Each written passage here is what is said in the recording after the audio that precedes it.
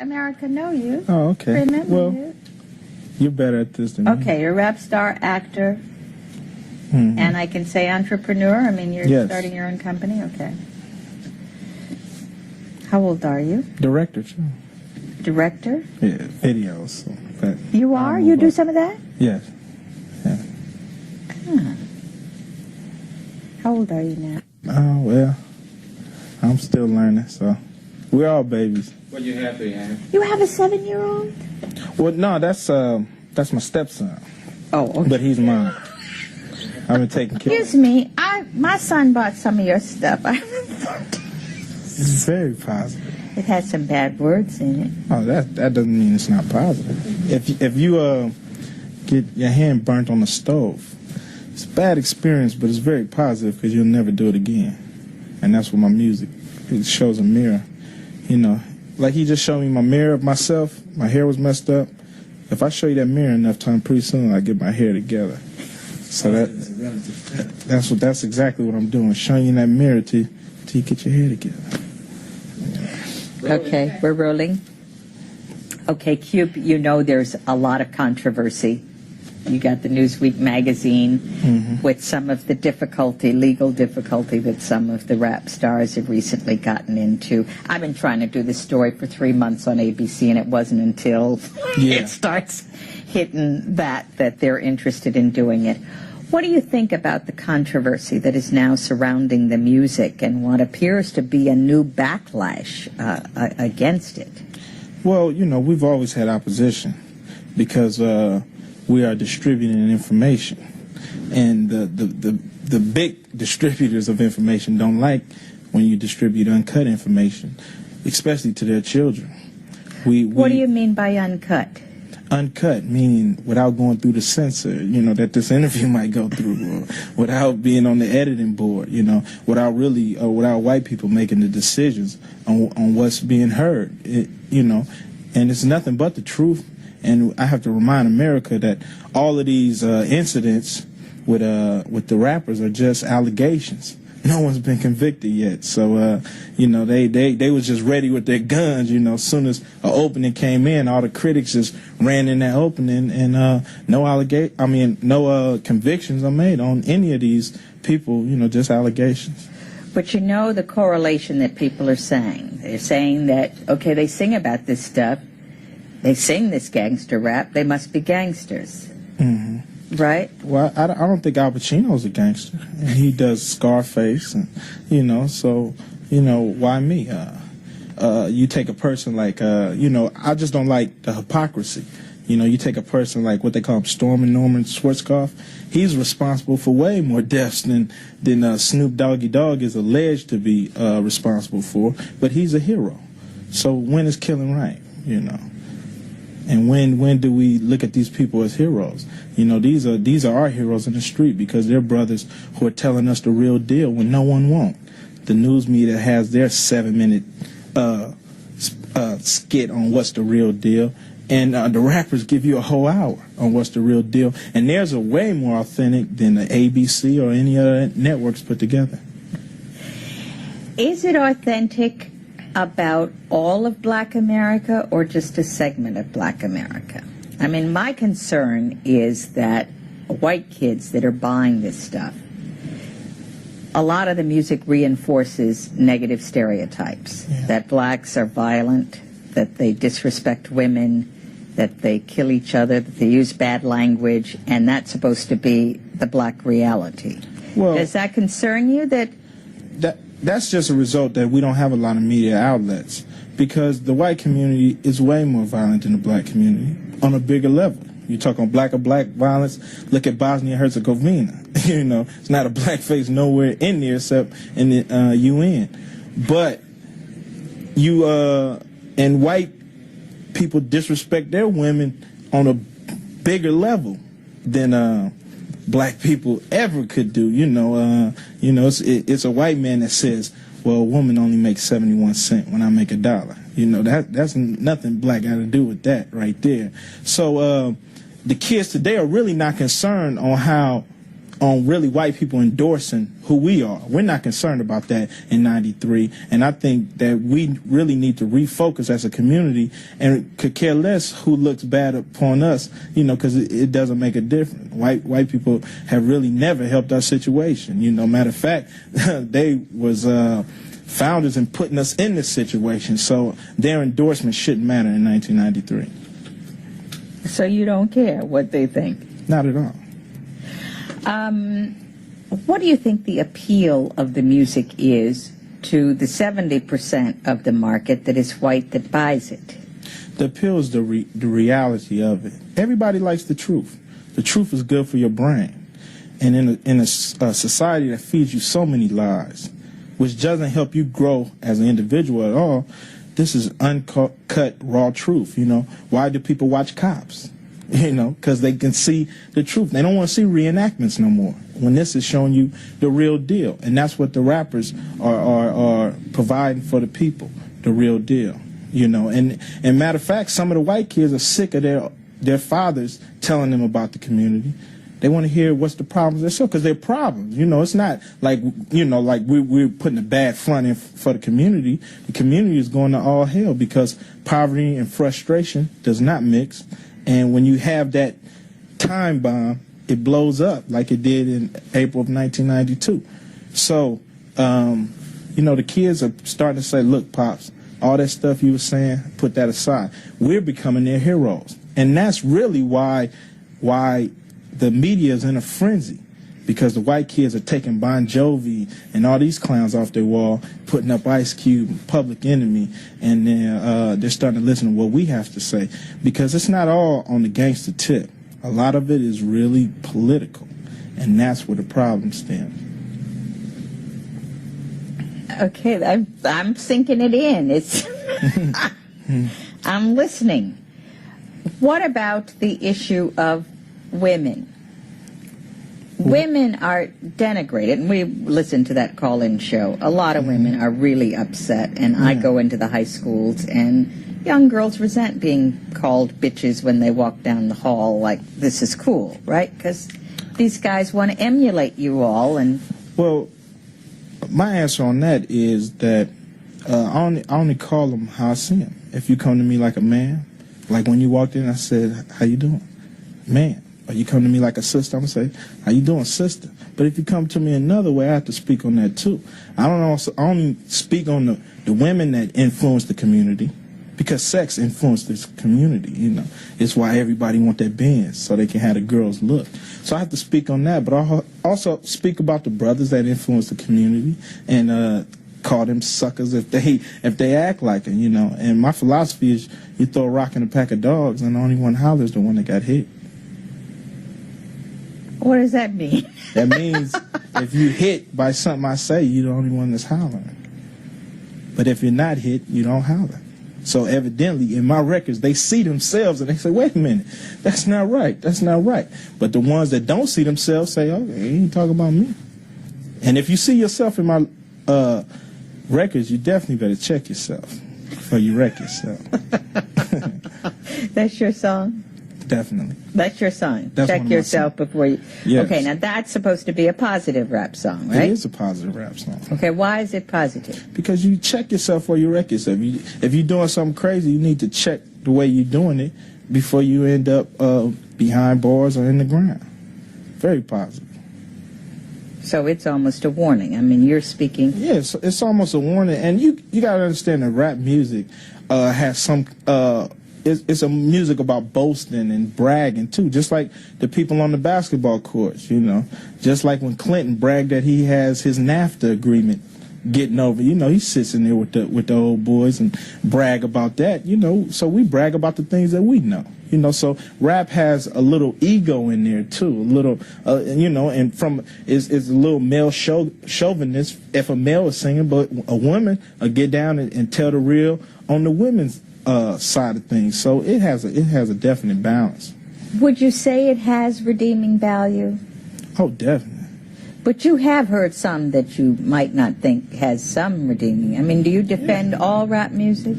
Well, I defend the right to say it, but I also understand that, you can't weigh a comic book like you do a newspaper. You know what I'm saying? But the comic book, just because it's a lot of shooting and killing, that don't mean it shouldn't be printed. But you can't just say, oh, okay, you can't hold that next to a newspaper who has the so-called truth in it about the stories. You can't weigh them together. It's two different denominations of rap music. Just like there's two denominations of Christianity, or a few or several of religions. Everything is not the same. So you can make distinctions between good stuff And stuff. silly stuff, Yeah, bad stuff. definitely. So like any other musical genre, there's the good and some bad stuff. There's the good, the bad, the ugly. What do you think about the efforts to stop playing it on the radio? What? We didn't never need that. When I first came out, we sold 1 million records before radio even touched us. That to me is not a concern with my form of rap music, if they play it or not. Who really cares? We still got fans out there that'll buy it. Our records have stickers on them that advise children not to buy them. We have two versions. Most of the hardcore groups have two versions. A clean version that you can buy if your kids are into Ice Cube and you're not with it, or the hardcore version for the people who want the uncut. They got Scarface in the theaters, but they also got a made-for-TV version. Same thing with the rap music. So we've bent over backwards to the concerns of the parents, but they want us to alter our feelings. We get to put our feelings and make them public. A lot of people feel the way we feel, but they just scared to make them public. The youth are not scared. The other thing is, I was going to say, you've got a baby on the way and 2 young sons. Yeah. Do you want them hearing some of this stuff? I want them to hear everything, because when they walk out my door, they're not sheltered from anything. You can't prepare people for war if you're gonna show them Barney. You know what I'm saying? And when they step out the door, anything goes in this world. So I want them to be exposed to as much things that they're going to be exposed to when they grow up, so it won't shock them, frighten them, and they know how to deal with every situation, good or bad. What if your little son, I'm playing devil's advocate, what if one of your little sons came up and said to your wife, Mama sucked my... You wouldn't want him talking to your wife like that, would you? I wouldn't talk to my mother like that. But if he hears some of this stuff, well, that's the thing. That's where I come in as a parent and monitor what my kids know and make sure my kids understand the definition of these words, because these words are used. They're part of our language. They're used in society every day. They're used from the crack house to the boardroom. They're used. So they're not like words that we made up. We don't come from another planet. We're made in America. We're children of women. We're women's children. So if I make a cake and it don't come out right, do you get mad at the cake or the cake maker? You see what I'm saying? So we don't pop up. We don't pop up. So I have to explain to my kids what certain words mean, when they're appropriate, when they're not appropriate. You just would like do any that. other parent, of course. I'm not sitting here using profanity and cussing. It's not the appropriate form. But on my records, I want to be as open, and I do some records without profanity. It's whatever I feel inside. do you think it's a true art form that is out of the black community? It's much more than an art form.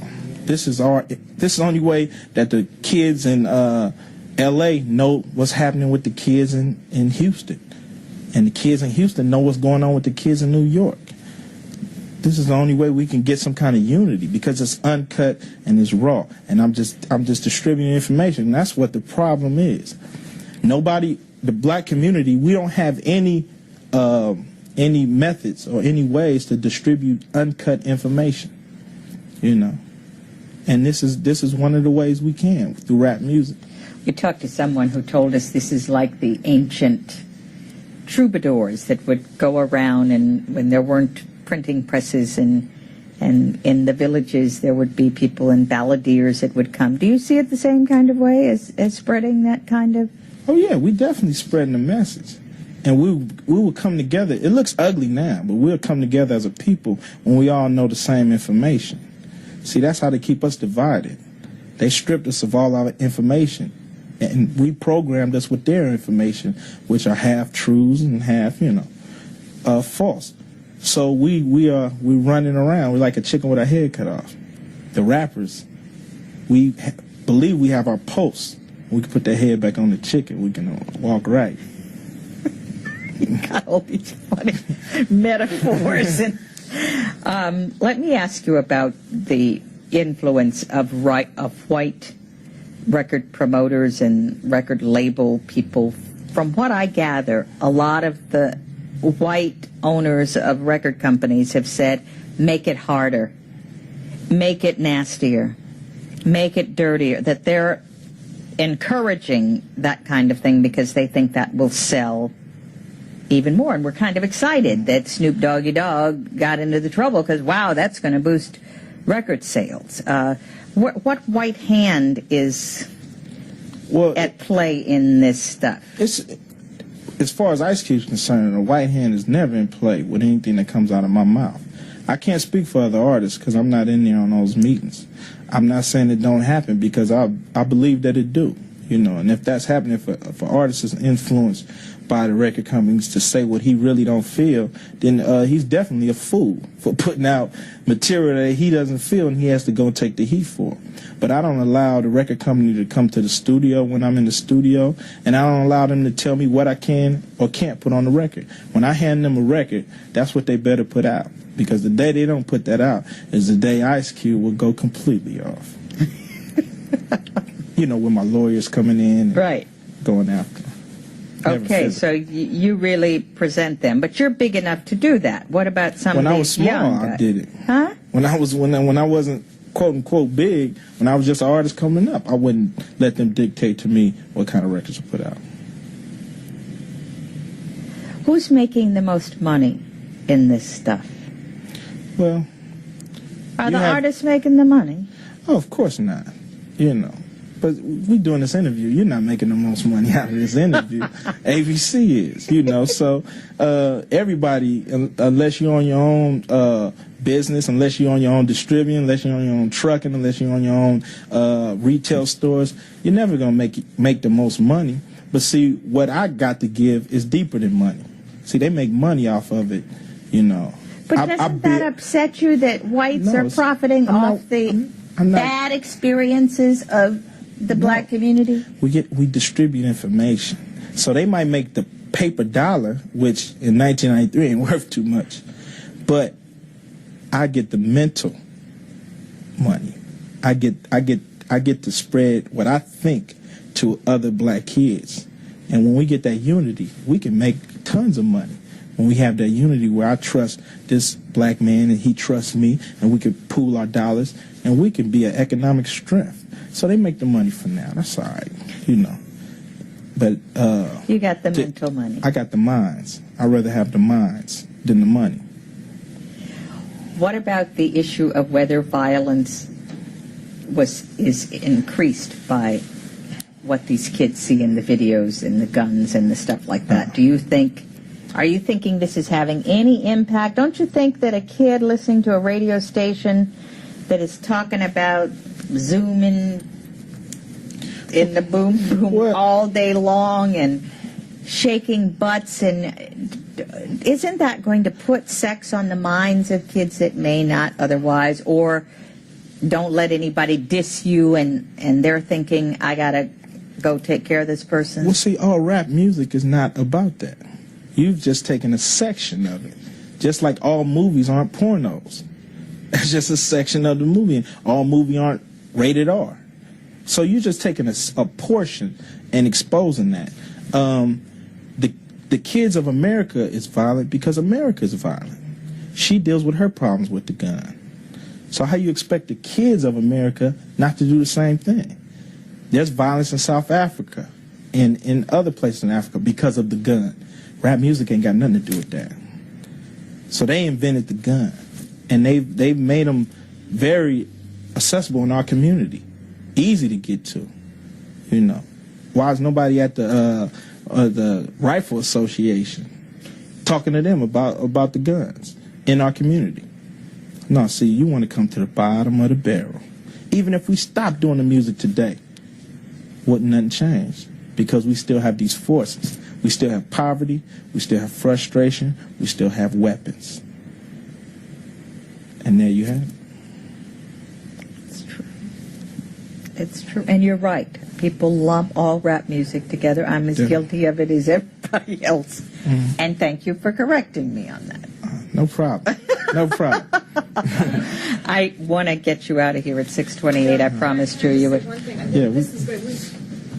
Just quickly, because you sort of said this overall, what is the message? What does it reflect? Just so we can have that. You want me to ask that question again? In several different questions. Okay, one more question. Okay. Deliver? What does it mirror? Okay. You rolling, Min? I'm still on. Okay.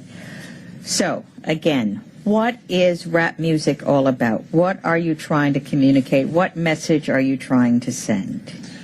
We're just like a poet, or just like any other person. We distribute information. We give a piece of ourselves and make it public.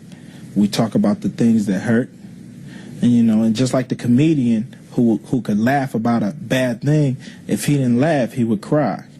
If we didn't rap, about the things that hurt us, we would bring them out in other ways, that are not productive, But the thing with the allegations with the rappers, everybody, they're not sheltered from society just because they're a rapper. Just like presidents are. Presidents fall by the wayside too. You know what I'm saying? So, you ain't gonna clump all presidents together and say, well, let's not elect no presidents because of Nixon. You know what I'm saying?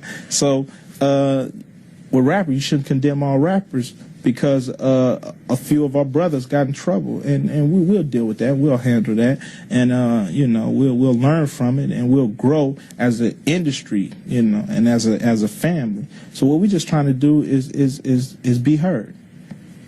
Do you think you'll ever be too old to rap? Do you think you'll be rapping when you're 35? Is this a youth culture thing, or no? It's who's ever on point. Who's ever on point will always have an avenue. Who's ever giving you the real deal. Some of the members of Public Enemy are well into their 30s. So, it doesn't have an age limit, just like nothing does in life, If I can learn from you, you definitely can learn from me. I'm learning from you. Thank you. We've learned a lot in 2 days. We really have. Is that right? Because I hated it, okay? Is that right? I have a 13-year-old son. I hated it. But you got to tune in because he. Yes, but some of the stuff is so nasty. Yeah. I don't want him. Come on, when you was 13, your mother said, "Of course, as long as this is not. What is it going to be? 3 seconds." Yes, but it's going to be good. It's going to be the best. Okay, all right. It'll be the best 3 seconds. But it was important for me to get in a name person. Yes. We talked to some young rappers last night. Somebody's beeping it. It's gotta go. No, that's Melissa. Have Kim. Okay, so, as I said, I really appreciate your doing this because I'm kind of scared of you. Why? You scare me. Why is that? Because you're menacing. I'm your young brother. I scare you. I know I love you, my young brother, but when I see you in them videos and stuff, you scare me. Oh, no. Yeah, you do. Does Al Pacino scare me? Yes. Al Pacino, he scares you? Yeah. What about Robert De Niro? No, he's my favorite. He's your favorite? He killed people on screen. They don't let me show that. Cape Fear, right. He was really scary.